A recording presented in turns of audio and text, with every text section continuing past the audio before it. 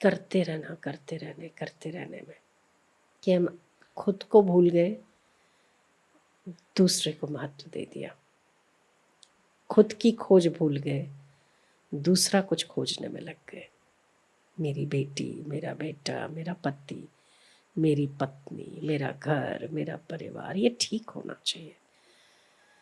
पर उसमें हम अपने आप से दूर होते चले गए, वो हमने कभी विचार नहीं किया।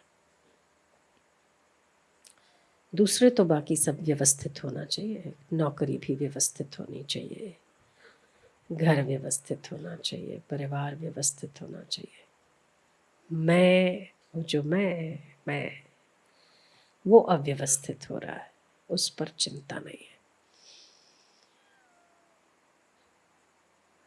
रोज सुबह उठना, चाय पीना,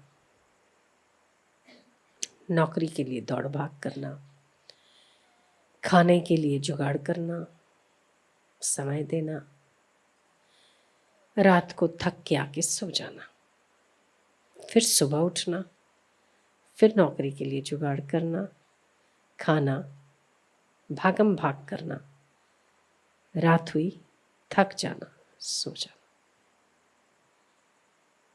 क्या ये जीवन है?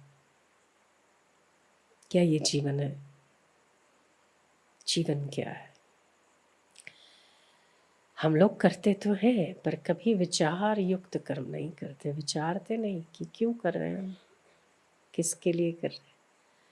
जो छूट रहा है उसके लिए कर रहे हैं, जो जा रहा है उसके लिए कर रहे हैं। हमें करना चाहिए इसलिए करते हैं। हमें कुछ और भी करना चाहिए, और शायद इसके पहले करना चाहिए। क्या करना चाहिए? स्व को व्यवस्थित करना चाहिए। हम पूछते ना, किसी को घर जाते तो स्वस्थ हो, स्वस्थ हो, स्वस्थ, स्व में स्थित हो, स्वस्थ हो। तो जो स्व में स्थित है वो स्वस्थ है। जो स्व से च्युत हो गया वो नादुरुस्त है, वो व्यवस्थित नहीं है। तो हम बाकी सब चीज़ों को व्यवस्थित करने में खुद को अव्यवस्थित कर देते हैं। इसीलिए थोड़ा सा समय स्व के साथ बिताना चाहिए, जैसे अभी बिताया, जैसे अभी बिताया। नहीं तो ये जगत की आपाधापी हमें खपा रही है। जगत तो नॉन स्टॉप है, इसकी गति आप नहीं थे तभी भी थी, आप नहीं रहेंगे तभी भी रहेगी, है ना। आपकी यात्रा इस संसार में कई जन्मों से है, आगे कई जन्म तक रहेगी, आपको नहीं पता। रहेगी अगर तो स्वस्थ नहीं हुए तो। बेटा व्यवस्थित हो गया, घर व्यवस्थित हो गया, गाड़ी व्यवस्थित हो गई, परिवार व्यवस्थित हो गया, शादी व्यवस्थित हो जाती है, हमारी जॉब व्यवस्थित, उसके लिए हम कितना यत्न करते हैं। पर क्या कुछ समय स्व को व्यवस्थित करने के लिए देते हैं? अगर हम देते हैं तो आप 1,00,000% मानिए कि अगर आप कुछ समय स्व में स्थित होने के लिए देते हैं तो बाकी की सारी सामग्रियां व्यवस्थित होती चली जाएगी। पक्की बात है, पक्की बात है। पर हम लोग क्या करते हैं कि हम बाकी की सब चीजों को व्यवस्थित करने की कोशिश में हम खुद अव्यवस्थित होते चले जाते हैं। तो हमारी न खुद को कुछ मिलता है, न बाहर कुछ व्यवस्थित होता है। आपने कितना यत्न किया होगा पति पत्नियों के झगड़े सुधारने के लिए, आपने कितना यत्न किया होगा बेटों को सुधारने के लिए, आपने कितना यत्न किया होगा बेटे की नौकरी नहीं लगती तो नौकरी लग जाने के लिए, आपने कितना यत्न किया होगा कि पति या पत्नी अच्छी जॉब नहीं मिल रही तो अच्छी जॉब को करने के लिए। पर आपका आज तक जितने सालों से आप संसार के लिए काम करते हैं या जितना आप सुव्यवस्थित करने की कोशिश करते हैं, उतना आपको सुव्यवस्थित आपकी मेहनत का परिणाम नहीं दिखता। क्या मैं सही हूँ? हूँ तो हाथ ऊपर करिए अगर मैं सही हूँ। पर इससे आधी, उससे आधी और उससे आधी अगर समय भगवान नाम जप के लिए या ध्यान के लिए दिया जाए, आपके बाकी के सारे काम सुव्यवस्थित हो जाएंगे। ये हमारा वादा है आपसे। पर हम लोग इतने भागते हैं, इतने भागते हैं, इतने भागते हैं कि हमें भीतर झांकने की फुर्सत ही नहीं मिलती, हमें अंदर उतरने की फुर्सत ही नहीं मिलती। एक बार अगर हम थोड़ा सा भीतर उतर कर देखें तो इसमें अथाह सामर्थ्य है, इसमें अथाह रस है, इतना रस है कि आपको बाहर का रस छूटा लगेगा, फीका लगेगा। आप थोड़ी देर भी अगर लोक संपर्क में आते हैं, थोड़ी देर भी अगर आप उस चीज़ से हटते हैं, आपको लगेगा कि अरे बहुत कुछ गंवाया मैंने, वापस आ जाओ अंदर, वापस उतर जाओ भीतर। यहाँ बहुत बड़ा खजाना है आपके घर के अंदर। पर सबसे बड़ी दुख की बात यह है कि हम उस खजाने को खोजते हैं बाहर। तो जब तक हम बाहर खोजते हैं तब तक हमारे भीतर का खजाना लुप्त प्राय रहता है, सोया रहता है। एक इसको समझाने के लिए एक कथा कही जाती है कि एक व्यक्ति व्यापार करके परदेश से आया। तो पहले तो फ्लाइट्स नहीं थी, तो जहाज़ों में यात्रा करनी पड़ती थी। वो जहाज़ में जब आते हैं तो पहले सोने की मुद्राएं चलती थी, पता होगा आपको। अब तो सब पेटीएम ये वो सब डिजिटल करेंसी चलती है। तब आदमी जब 1 साल व्यापार करके आता था तो परिणाम स्वरूप उतनी मुद्राएं लाता था और सोने के सिक्के लाता था। तो सोने की सिक्का पोटली भर के उसने अपनी धोती में बांधी और ऊपर से दूसरी धोती डाली। बार बार हम जब कोई वैल्यूएबल चीज़ लेके आते हैं तो हमारा ध्यान है ना बार बार उसको छुपाने में चला जाता है। क्यों? क्योंकि वो कीमती है। यहाँ पर भी प्रेम कीमती है, भाव कीमती है, भक्ति कीमती है। इसकी शोबाजी जितनी कम होगी ना उतना ही भक्ति और प्रेम आपका भीतर बढ़ेगा। जितना छुपाओगे उतना बढ़ेगा। भक्ति छुपानी चाहिए, पाप प्रकट करना चाहिए। पाप जितना छुपाते उतना बढ़ता है, भक्ति जितनी छुपाते उतनी बढ़ती है ना। तो वो पोटली लेके जिस जहाज से उतरा, उस जहाज के बाद भी उसका जहाँ पर उतरा उसके बाद उसका घर जिस गांव में था, तो तब थोड़ी सी पैदल यात्रा करनी पड़ती थी, थोड़ी बैलगाड़ी, थोड़ी ऊँट गाड़ियाँ, ऐसे कुछ जो कुछ भी मिले उससे यात्रा होती थी। उसके बीच में कई धर्मशालाएं होती थी। तो एक रात्रि वो जिस धर्मशाला में सोया उसमें उसने देखा कि बाजू वाला जो था वो भी किसी गांव से थोड़ा लग रहा था कि इधर उधर की, आप कहाँ से आए, फिर कितनी मुद्राएं इकट्ठी करके लाए, कितना कमा कर लाए। उस आदमी को लग गया डर कि अब अगर मैं सोया और अगर ये मेरी पोटली लेकर भाग गया तो मेरा क्या होगा, इतना सारा कमाया हुआ है ना। तो जब आप मेहनत करके कमाते हैं और जब कोई उसको उड़ा ले जाता है तब आपको कितना दुख होता है ना। हाँ, तो आपने ये सांसें कमाई है, ये कमाई है। ये अगर व्यर्थ में, व्यर्थ के चिंतन में और सांसारिक ताना बुनी में ही अगर खप जाएगी तो आप उस वैल्यूएबल चीज़ की कदर कब करोगे जो आपको सांसों के साथ मिली है। ये सांसें जो मिली है वो बेशकीमती है। इसको गंवाने से ये जन्म चला गया तो कई जन्म पीछे ऐसे पड़े।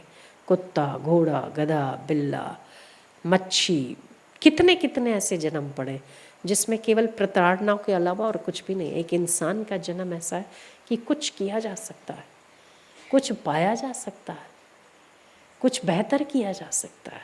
अपनी सांसों का उपयोग सेवा में, नाम जप में, साधन में, भक्ति में दिया जा सकता है। फिर हम लोग कहाँ और क्यों, किस लिए कर रहे हैं उसका कोई हिसाब ही नहीं है। तो है मेरे भीतर खजाना, पर मैं उसको बाहर ढूंढ रहा हूँ। उसको भी लगा कि ये जो बंदा है वो ज़्यादा इंक्वायरी कर रहा है, हो सकता है कि मैं सो जाऊं और मेरी पोटली ले ले। बंदा सो गया तो बात भी सही निकली। जो दूसरा था उसकी नज़र उस पर थोड़ी गड़ी हुई थी। उसने उठा और उसके जो सिर के नीचे जो तकिया था उसने धीरे से, वो बड़ा खर्राटे मार मार के सो रहा था क्योंकि थका हुआ था इतने दिन का। उसने हाथ पीछे डाला और तकिए में कुछ नहीं, मतलब जो सिरहाना लिया था उसने एक धोती का, वो धोती के नीचे हाथ डाला, उसको कुछ नहीं मिला। उसने फिर वो जो पहनते हैं कुर्ता सा, उसने उसको धीरे से ऊपर किया कि यहाँ जो पहले के लोग ना पोटली यहाँ दबा के घूमते थे, शायद यहाँ दबा। उसने वहाँ देखा, वहाँ नहीं मिला। उसने अपना छोटी सी वो जलाई माचिस की तीली, उससे यहाँ वहाँ पूरा घूमा। सारी रात वो पोटली ढूंढने में उसने गंवा दी, पर उसे कुछ नहीं मिला। सुबह उठा तो वो सामने वाला बंदा थोड़ा होशियार था। उसने कहा इतना कमा के आया हूं ना, समझ ही नहीं आती कि कहाँ इसको रखूं और आगे चल के मुझे कोई कुछ चोरी वोरी ना कर ले, उसका डर बना रहता है। उसने उसका हाथ पकड़ा, बोले अब तो तू भी जा रहा है, मैं भी जा रहा हूँ। एक बात बता, तू कह रहा था कि मैं 100 सुवर्ण मुद्राएं कमा कर लाया हूँ, तू तो निठल्ले निकम्मे दरिद्र निकला, ऐसे ही फेंक रहा है तू। बोले नहीं, फेंक नहीं रहा हूँ। बोले हमारे दोनों की तो मित्रता हो गई थी ना, तो अब हमारे आपस में तो कुछ है नहीं वैसा, मित्र भी बन जाते ना रास्ते पे, तो एक दूसरे की बातें शेयर करते हैं। बोले तू कह रहा था कि तूने 100 मुद्राएं तू लाया है वहाँ से कमा कर, आखिर ये तो बता कि तूने कहाँ रखी। तो उसने कहा क्यों बताऊँ। बोले नहीं, तू मुझे बता तो सही, क्योंकि तू कह रहा था कि लाया भी है कि नहीं। बोले लाया हूँ। बोले फिर कहाँ रखी। उसने बोला तूने बदमाशी की ना रात को, की ना। बोले तुझे कैसे पता। बोले कुछ नहीं मिला तभी तो तू कह रहा है कि तूने कहाँ रखी। बोले हाँ यार, देखा तो मैंने सही, पर अब बता ही दे कि तूने ऐसे कहाँ रखी थी। बोले तेरे तकिए के नीचे, तेरे तकिए के नीचे रखी थी। धत तेरी की, तेरा सारा ढूंढा पर मैंने अपना नहीं ढूंढा, है ना। तेरा तो पूरा बोरिया बिस्तर निकाल लिया मैंने, जो तू सामान लेके जा रहा था एक एक चीज खोल के देखी और सारी रात तह लगाने में निकाल ली। तेरे सिर के नीचे के जो तकिया तूने रखा वहां भी देखा, एक चीज नहीं छोड़ी मैंने रात को। वो बोले मैं समझ गया था कि तू बदमाश है, और मैं अगर सो जाता तो मेरी 100 की 100 कमाई हुई चली जाती चोरी में। मैंने सोचा, खूब सोचा, क्या करूं क्या करूं क्या करूं।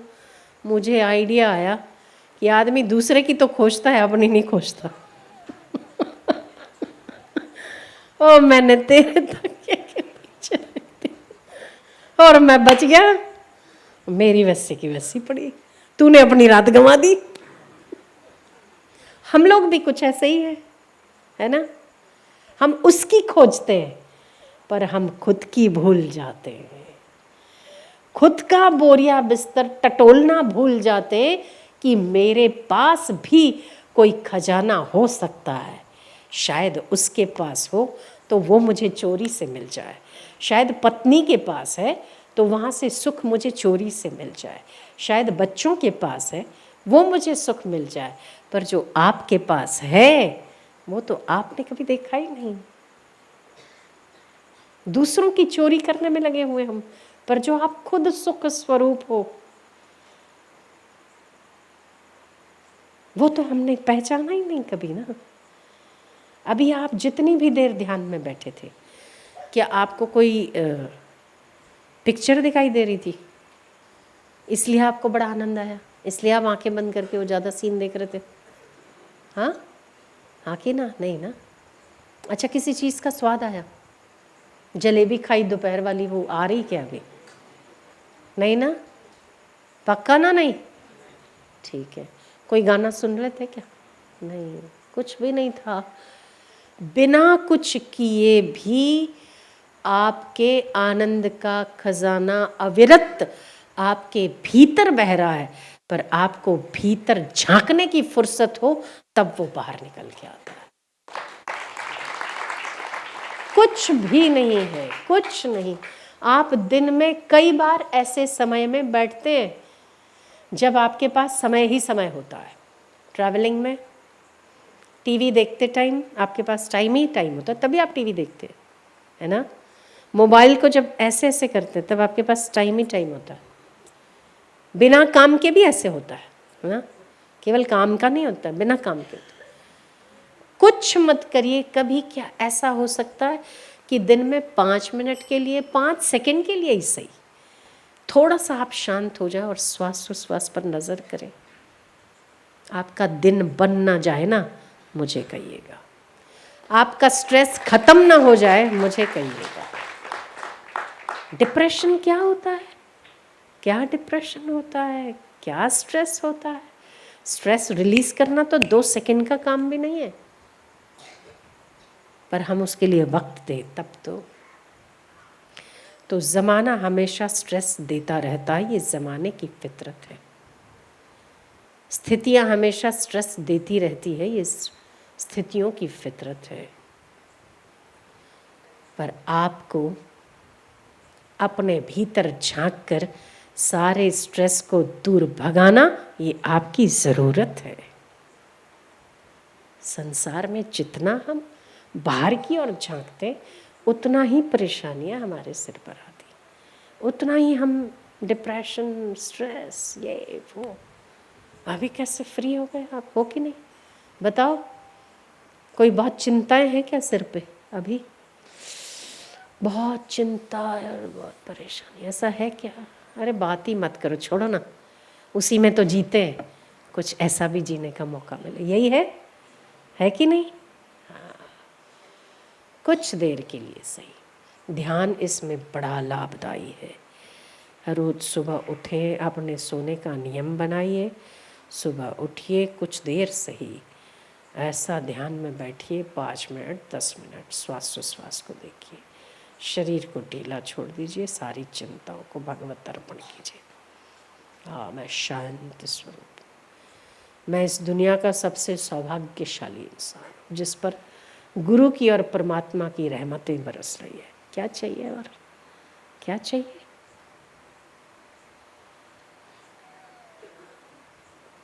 तो हम हैं तो आनंद स्वरूप, हैं तो शुद्ध स्वरूप, पर हमारा आनंद कहीं रखा हुआ है, रेंट पर दिया हुआ है। हमारा माला, ये माला दोनों रेंट पर गए, और किराएदार किराया दे नहीं रहा है। क्या हो? परेशानी हो गई, परेशानी हो गई है। ओनरशिप लोगे ना, जब अपने खोखे की ओनरशिप लोगे ना, अपने मकान की ओनरशिप, तो राजा बन के रहोगे अपने घर में, टांग पे टांग चढ़ा के, एले बादशाह। ऐसा अभी किराए पे दे रखा, अब किसको दे रखा है वो ढूंढो। तो ये मकान आपका अपना है, इसे आपको खोजना है, आपको पाना है, इसकी ओनरशिप लेनी है, आप राजा हो।